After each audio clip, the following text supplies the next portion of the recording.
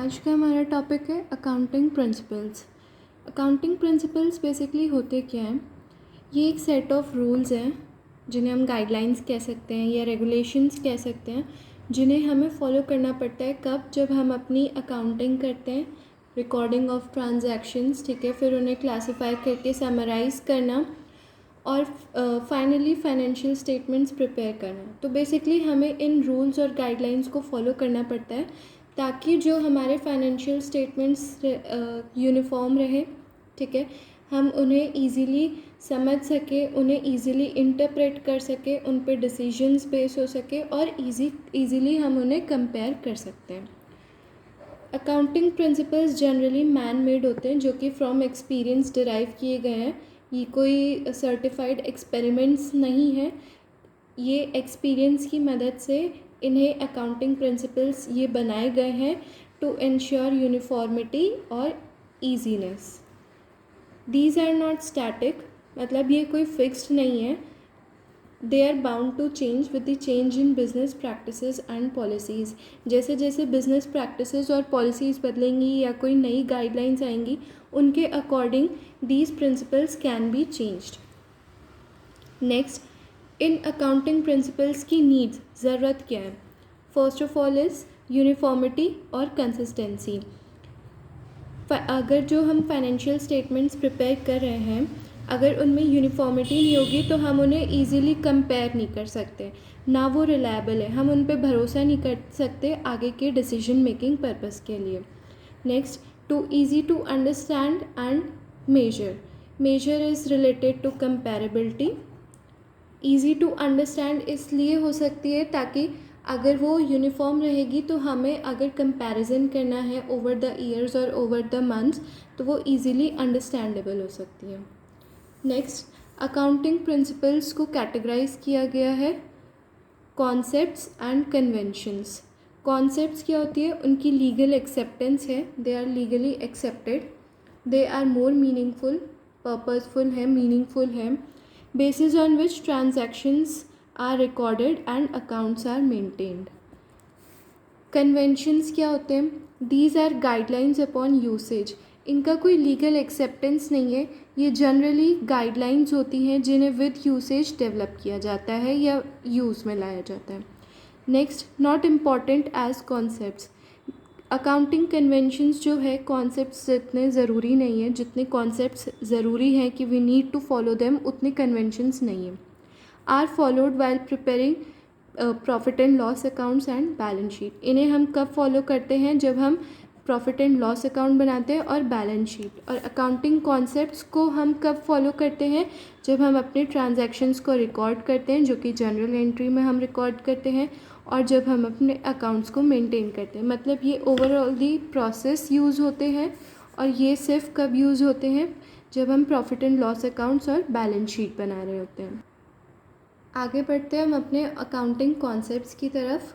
First concept जो है that is going concern concept. इस कॉन्सेप्ट के according business will continue for long period. हम ये अज्यूम करके चलते हैं कि जो भी बिज़नेस है वो लंबे समय तक के लिए चल रहा है, वो जल्दी से बंद नहीं होने वाला है। और जो हमें ट्रांजैक्शंस जो हम रिकॉर्ड करते हैं वो इस बेसिस पे कि जो बिज़नेस है वो लंबे समय तक के लिए चलने वाला है। Because of this concept outside parties enter into long term contracts, give loans. इसी वजह से जो इन्वेस्टर्स होते हैं वो लॉन्ग टर्म कॉन्ट्रैक्ट्स और लोन्स देते हैं, किस अजम्पशन पे बेस होके कि जो भी बिज़नेस खुला है that is going to exist for a long period of time in future. Next concept, consistency concept. इसके according states accounting principles and method should remain consistent over years. जो भी अकाउंटिंग प्रिंसिपल्स और methods हम use कर रहे हैं वो जो है वो सेम रहने चाहिए over the years. It should be consistent. किस लिए? ताकि हम उन्हें ईज़िली कंपेयर कर सकें। अगर हमें ये देखना है कि ओवर द ईयर्स हमें कितना प्रॉफिट हुआ है या फिर ओवर द ईयर्स हमारी फाइनेंशियल पोजीशन क्या है, तो हम उसे किस तरीके से कर सकते हैं अगर हम अपनी अकाउंटिंग प्रिंसिपल्स और मेथड्स को क्या रखते हैं? कंसिस्टेंट रखते हैं over the years. To ease management decisions, हम ईज़िली इंटरप्रेट कर सकते हैं चीज़ें और उसके बाद हम अपने डिसीजंस चेंज कर सकते हैं। Draw accurate conclusions, that is interpretation of financial statements. हम ईज़िली ये पता लगा सकते हैं कि आज हमारी बिज़नेस की फ़ाइनेंशियल पोजीशन क्या है। Next concept is accrual concept. Accrual concept के बेसिस पे ट्रांजैक्शंस को रिकॉर्ड करते हैं, दैट इज़ कि revenue recorded when sales made और सर्विसेज रेंडर। रेवेन्यू को हम कब रिकॉर्ड करते हैं, जब हमने सेल्स कर दी हो, और सेल्स कब मानी जाती है, जब जो भी कस्टमर है उस तक गुड्स डिलीवर हो जाते हैं। और it is immaterial whether cash is received और नॉट। हमने सेल्स कर दी है, उसी टाइम रेवेन्यू रिकॉर्ड होगी, उसकी कैश रिसीव हुई है या नहीं हुई है इस चीज़ से हमें मतलब नहीं होता। Expenses recorded accounting period in which they assist in earning revenues. Expenses हम कब रिकॉर्ड करते हैं, उस अकाउंटिंग पीरियड में जब हमने उनसे रेवेन्यूज़ कमाए हों। और it is immaterial cash is paid और not.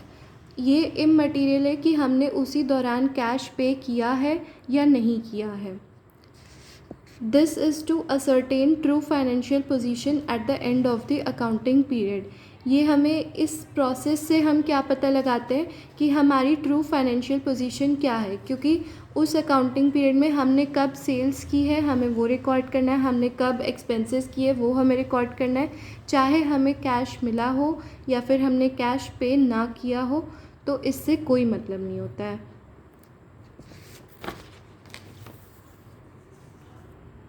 Next is business entity concept.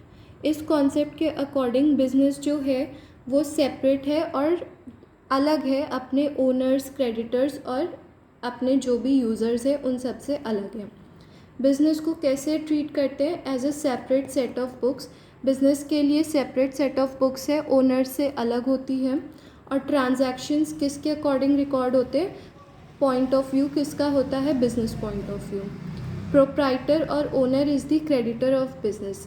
इस कॉन्सेप्ट के अकॉर्डिंग जो भी ओनर है या उसे प्रोप्राइटर भी बोलते हैं, वो क्या है, क्रेडिटर ऑफ बिजनेस है। क्यों है, क्योंकि वो कैपिटल लेके आया है और कैपिटल एक तरह से लाइबिलिटी के फॉर्म में ट्रीट की जाती है, तो इसलिए ओनर ने कैपिटल दिया है बिजनेस को, इसीलिए वो लाइबिलिटी है। नेक्स्ट, ओनर्स पर्सनल ट्रांजैक्शंस जो होते हैं उन्हें सेपरेटली रिकॉर्ड किया जाता है और उन्हें क्या बोला जाता है, drawings. Next concept, money measurement concept. इस कॉन्सेप्ट के अकॉर्डिंग ट्रांजैक्शंस रिकॉर्ड कैसे किए जाते हैं, जो कि expressed in terms of money, जिन्हें हम सिर्फ मॉनेटरी फॉर्म में हम एक्सप्रेस कर सकते हैं, सिर्फ वही ट्रांजैक्शंस रिकॉर्ड किए जाएंगे। Only those transactions of business whose effect can be measured in terms of money। हमें सिर्फ वही ट्रांजैक्शंस रिकॉर्ड करने हैं अकाउंट्स में जिनका इफ़ेक्ट हम किस में मेजर कर सकते हैं, मनी में। जैसे purchase, sales, purchase return, sales return. अगर पर्सनल एक्सपेंसेस है तो उसे ड्राइंग्स में कंसिडर करना।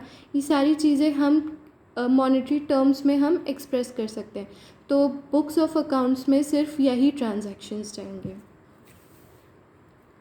Next concept is accounting period concept. Business जो है वो हम एक्सपेक्ट कर रहे हैं कि इट इज़ लॉन्ग, हम उसे एक्सपेक्ट करें कि जो भी बिज़नेस है वो लंबे समय तक के लिए चलेगा, तो उसकी जो लाइफ है, लाइफ ऑफ द एंटरप्राइज और entity,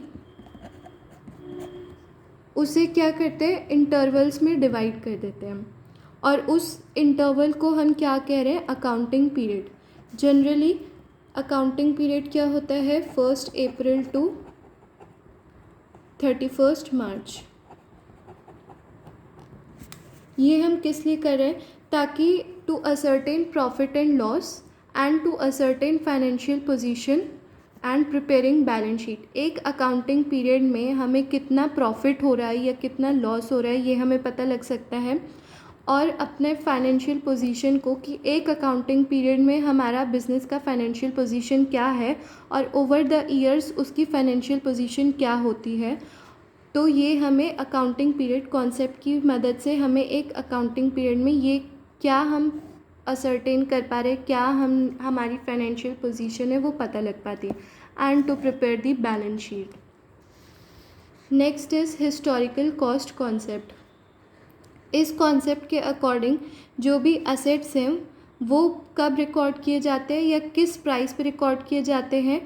price at which it was purchased और एक्वायर्ड। जब हमने कोई भी असेट खरीदा हो या उसे एक्वायर किया हो, उसी प्राइस पे वो कहाँ रिकॉर्ड होगा? अकाउंट्स में वो उसी प्राइस पे रिकॉर्ड होगा।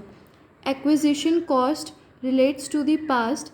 एक्विजिशन कॉस्ट क्या होती है कि जिस प्राइस पे हम उसे ख़रीद रहे हैं वो एक्विजिशन कॉस्ट होती है, तो वो क्या हो जाएगी? पास्ट की कॉस्ट हो जाती है, जिसकी वजह से इसका टर्म क्या पड़ गया है? Historical cost.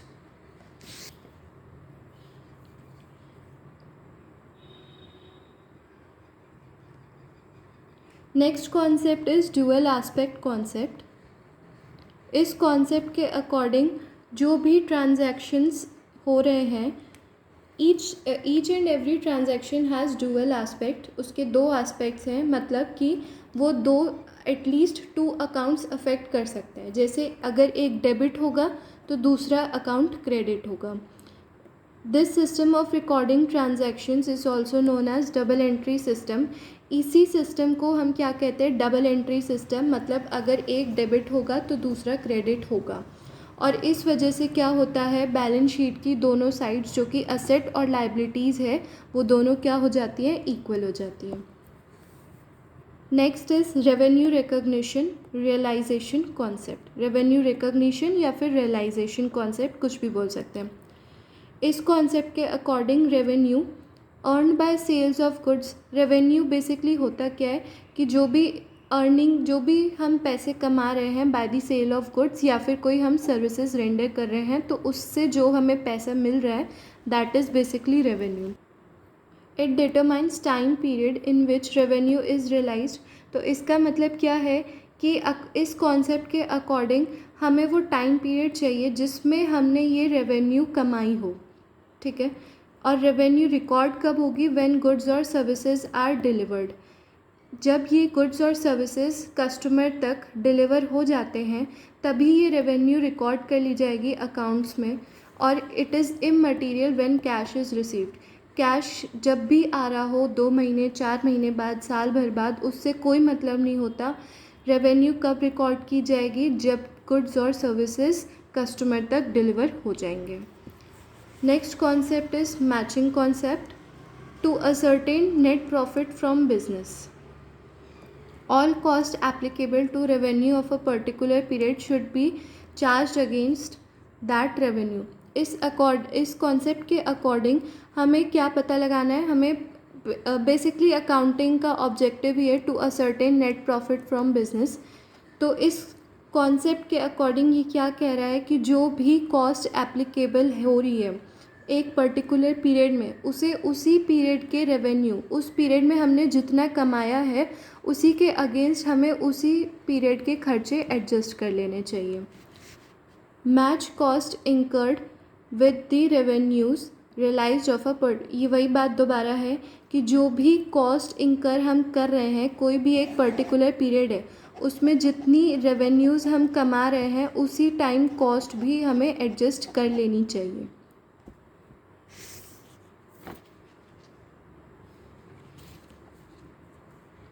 Next concept is objectivity concept. इस कॉन्सेप्ट के according transaction should be recorded in an objective manner.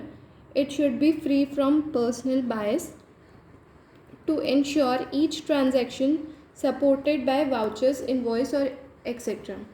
इस कॉन्सेप्ट के अकॉर्डिंग क्या कह रहे हैं कि हमें जो भी ट्रांजैक्शंस है वो ऑब्जेक्टिव मैनर में लिखने पड़ते हैं, रिकॉर्ड करने पड़ते हैं। It should be free from personal बायस। अपनी किसी भी पर्सनल जजमेंट को साइड रख के हमें ट्रांजैक्शंस रिकॉर्ड करनी चाहिए। और टू इंश्योर, इस चीज़ को इंश्योर करने के लिए हर ट्रांजैक्शन जो भी रिकॉर्ड होता है उसे किससे सपोर्ट किया जाता है? By vouchers, invoice, cash memo etcetera.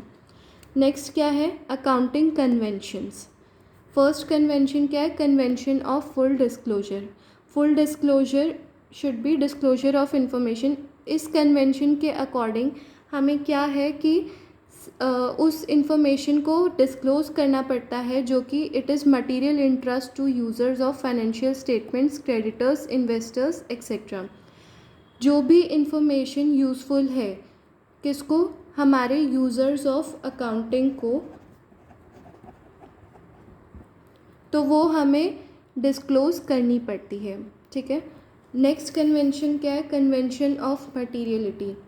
ये कन्वेंशन क्या है, जस्ट एक्सेप्शन है किसका, फुल डिस्क्लोजर पे। फुल डिस्क्लोजर क्या कह रहा है, all the necessary information should be disclosed.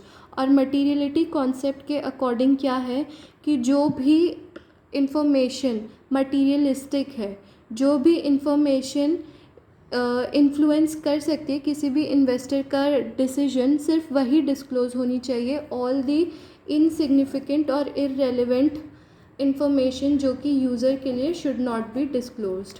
Only material fact should be disclosed. और मटेरियल फैक्ट्स क्या होते हैं, विच में influence decision of a investor. जो भी किसी भी तरीके से किसी इन्वेस्टर का डिसीजन बदल सके, वो फैक्ट्स क्या होते हैं, material facts. Last convention is convention of conservatism या फिर prudence. It is a policy of playing safe, एक सेफ चलने का तरीका है। All anticipated losses and expenses should be recorded. इस कन्वेंशन के अकॉर्डिंग जो भी हमारे एंटिसिपेटेड लॉसेज हैं या फिर जो भी खर्चे हैं, जो भी हमें नुकसान हुआ है या जो भी हमारे खर्चे हैं, ठीक है, वो रिकॉर्ड कर लेने चाहिए। और जो भी अनरियलाइज्ड गेंस है, जो भी हमें इनकम अब तक आई नहीं है, हमें उसे इग्नोर कर देना चाहिए। और जो भी हमारे खर्चे हमें लग रहे हैं कि आगे फ्यूचर में हो सकते हैं, हम उन्हें एंटिसिपेट कर रहे हैं, ठीक है, हम उन्हें सोच रहे हैं कि आगे ये खर्चा होगा, तो वो हमें रिकॉर्ड करने चाहिए। और जो भी इनकम है अगर वो हमें अब तक नहीं मिली है तो हम उन्हें हमें इग्नोर कर देना चाहिए। तो ये थे सारे अकाउंटिंग प्रिंसिपल्स एंड कन्वेंशंस।